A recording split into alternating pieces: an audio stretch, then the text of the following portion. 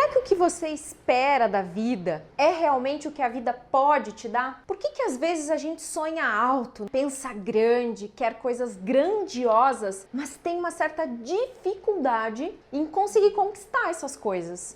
Por que nós nos sabotamos tão facilmente na arte de alcançar os nossos maiores sonhos? Eu digo pra você hoje já alcançou, já conseguiu, já conquistou o seu sonho, aquele sonho grande que você tem? Ou você ainda está na luta, na batalha de alcançar esse sonho? Vamos falar mais sobre isso no vídeo de hoje. Eu quero falar com você sobre a sua postura diante da vida quando nós entramos nesse processo, diríamos assim, de pensar grande, de ser mais. Então vem comigo pra gente hoje entender verdadeiramente o que está acontecendo com você, por que isso acontece com você e as minhas top dicas para que você realmente construa a sua nova realidade. Vamos lá! Todas as vezes que você vai fazer um processo terapêutico, que você vai num coach ou que você vai em algum profissional que vai te ajudar a alinhar a sua vida, te trazer mais equilíbrio, mais alinhamento de acordo com aquilo que você quer, de acordo com aquilo que você busca, sempre nós vamos nos deparar com aquela pergunta crucial que inclusive eu como terapeuta sempre fiz no consultório. Ok, a sua situação de vida é X. Eu sempre perguntava coisas do tipo, o que te trouxe aqui para essa consulta hoje? Como tá a sua vida de 0 a 10? Né? Perguntas do tipo. E a pessoa me situava sobre o momento atual dela, o que estava acontecendo naquele instante, naquele momento que ela estava vivendo ali e que trouxe ela para o atendimento. Num segundo momento, eu perguntava para ela o que falta para ser 10? O que você quer para sua vida, ao invés disto que você não quer? Para quê? Para que a pessoa tenha clareza do ponto onde ela está, ou seja, o ponto A, e ela ter clareza do ponto B, ou seja, para onde ela está indo, o que ela quer, o que ela deseja. Porque às vezes só o fato da pessoa não parar para refletir sobre onde ela está e para onde ela tem que ir, só isso já faz ela refletir muito sobre a vida, sobre o que ela quer, sobre o porquê que as coisas não estão indo bem. E eu já tive muitas fases na minha vida em que eu deixei as minhas metas meio que amornarem, eu não pensava nelas todos os dias e essas metas e os meus sonhos, consequentemente, foram morrendo. Por quê? Porque a gente sempre tem um sonho maior, né? Sempre tem algo que a gente sonha grande, né? Que quer alcançar. Algo que pra nós, normalmente, é um pouco inconcebível ou quase impossível às vezes. E o que acontece nesse movimento que faz com que você sonhe, pense em coisas grandes pra você, mas parece que isso sempre fica impossível de alcançar,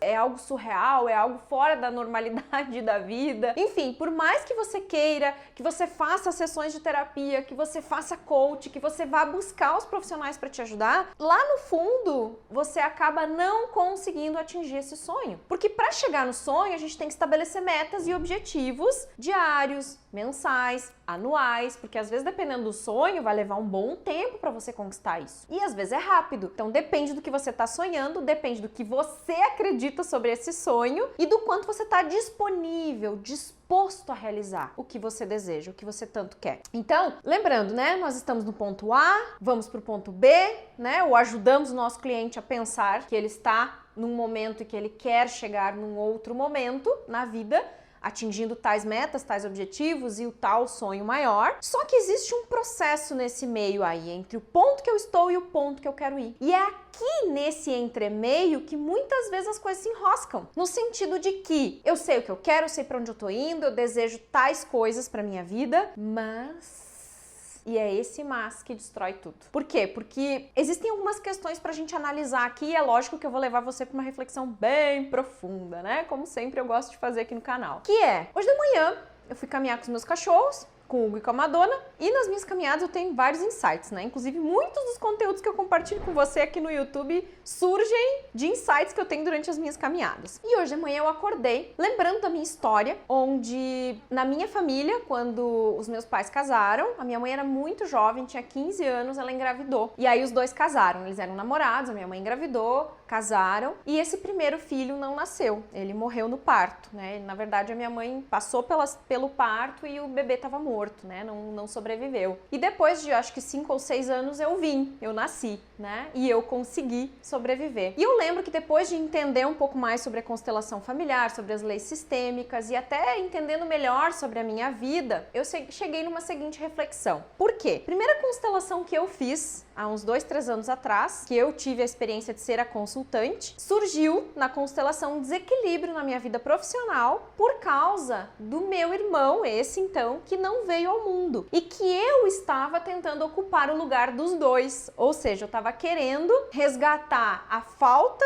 desse irmão que não veio e querendo viver a minha vida em paralelo. Ou seja, como se eu estivesse vivendo 2 vidas por 2 pessoas e não estava dando conta de nenhuma. Porque eu não posso ocupar o lugar do meu irmão. Eu tenho que respeitar esse irmão que veio antes, esta alma que não pôde estar aqui e que entregou a sua vida por mim. Então eu tenho que saber que eu vim depois, que eu tive a possibilidade de estar aqui vivendo uma experiência e que esse irmão, essa alma que veio antes de mim, não pôde estar aqui. E no meu caso, isso não é genérico, tá, gente? Cada história é uma história, cada caso é um caso. Mas sempre que há uma perda, né? Pode ser um aborto, pode ser algo assim, uma morte inesperada, e essa alma que estava por vir não veio, a gente precisa fazer um trabalho de incluir e honrar essa alma. Porque ela não pôde estar aqui, ela não pôde viver a experiência terrena. E nós podemos. Então, se você tem irmãos que não nasceram e que vieram antes de você, sempre lembre que existe antes de você esta outra alma. No meu caso, eu sempre me coloquei como a irmã mais velha na família, porque eu fui a primeira filha que então nasceu fisicamente e está aqui, do meu pai e da minha mãe, do casal. Porém, esse irmão veio antes, então eu precisava honrar a alma dessa criança que não nasceu, para que eu pudesse me sentir livre para seguir para minha vida e focar nos meus objetivos. O que acontece é que muitas vezes a gente nasce em situações parecidas, ou até mesmo o primeiro filho que nasce, ele nasce envolvido de muita expectativa dos pais. Os pais esperam muito desta primeira alma que nasceu, ou desta que sobreviveu quando vem uma segunda, que foi o meu caso. E às vezes a gente se lança para a vida também com grandes expectativas. Assim como nós nascemos de grandes expectativas, às vezes a gente se lança para a vida com grandes expectativas. E espera mais do que a vida pode nos dar. E é aí que está o grande desequilíbrio. Cada vez mais, se você fizer o exercício de se colocar no seu lugar de verdade e olhar para tudo que veio antes, respeitando a hierarquia de quem veio antes e não se colocando como maior do que os seus pais, do que o seu irmão mais velho que não está aqui, você começa a olhar para a sua vida com mais equilíbrio, porque você para de querer ser grande demais diante da vida. E no meu caso, o maior e o grande aprendizado de tudo isso, que não faz muito tempo que eu me dei conta, foi de que eu esperava demais sempre da vida, a vida nunca me dava o suficiente, eu sempre queria mais e mais e mais e mais, e nunca me olhava é bom, né? Mas eu nunca olhava pra mim, pra minha situação, pra minha vida como uma bênção, porque eu sempre achava que algo faltava e isso fazia eu vibrar mais na escassez do que na abundância. Paralelo a isso, a gente, quando é recebido aqui nesse plano, a gente sempre é recebido com amor. Por mais que você tenha uma história triste ou algo que aconteceu com você no seu nascimento, o nosso princípio, o princípio da criação é o amor. Em algum nível, houve muito amor pra você estar aqui. Senão você não estaria. E quando a gente se conecta com esse amor que a gente recebe de forma equilibrada e não demasiada, né, que foi o meu caso, ou seja, meus pais esperavam tanto que eu nascesse e que eu não morresse no parto, que a expectativa deles era muito grande. E aí eu pergunto pra você, por que eu nasci na vida desses dois? Por que eles são meus pais? Porque nesta existência, esse é um aprendizado que eu tenho que levar pra mim, de alinhar as expectativas das coisas que acontecem ao meu redor de maneira equilibrada. Eu tenho que olhar pra minha vida e entender até onde eu posso ir, os meus limites, o que eu posso fazer. Porque eu sempre fui aquela pessoa que se jogou em tudo. Eu sempre quis fazer tudo. Eu sempre fui, uma boa parte da minha vida, até eu entender melhor sobre todas essas questões que eu tô divagando aqui com você, eu era aquela pessoa que queria agradar todo mundo, que queria ser grande na vida de todo mundo. Eu queria chamar a atenção das pessoas fazendo coisas grandiosas, sabe? Incentivando sempre as pessoas a quererem olhar pra mim e sempre nessa coisa de chamar atenção, sabe? De querer fazer coisas pra agradar todo mundo.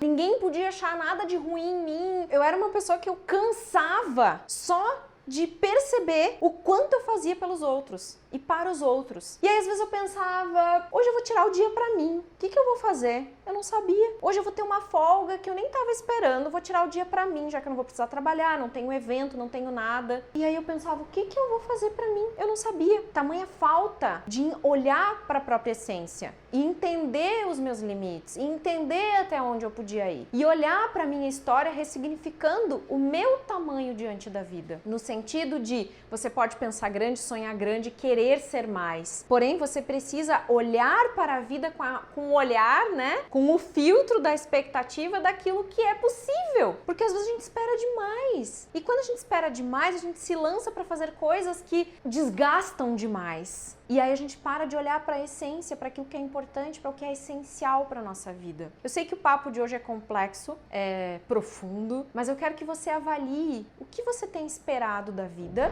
e o quanto que você espera da vida está alinhado com as suas expectativas, com aquilo que você acredita sobre você mesmo, com aquilo que você acredita sobre a sua história. Se a gente tá pensando grande, sonhando grande, querendo mais e não tá alcançando esse algo mais, algo está em desequilíbrio. Ou é a sua expectativa que está desalinhada, ou você não acredita em você, naquilo que você pode fazer por você. Então, o que eu faço, Kátia, para começar a acreditar em mim e liberar essas crenças limitantes que impedem que eu chegue lá e que alinhem as minhas expectativas, né? Que eu saiba exatamente o que fazer. Então, um dos exercícios que eu gosto de fazer e que eu tenho feito muito, porque eu sempre tive muito a personalidade de ser meio perfeccionista para as coisas, de querer fazer as coisas tudo muito perfeitas e acabar perdendo um tempo gigante com isso e não fazendo o que é essencial, olhando para detalhes que não eram tão importantes assim. Faziam uma diferença, mas tinham coisas que faziam muito mais diferença. Mas eu queria tanto agradar e ser grande para as pessoas, no sentido de às vezes não respeitar o meu lugar na vida delas, que eu acabava atropelando as coisas e querendo fazer o que eu não precisava fazer. Isso desgasta as relações, isso desgasta a gente e isso não nos leva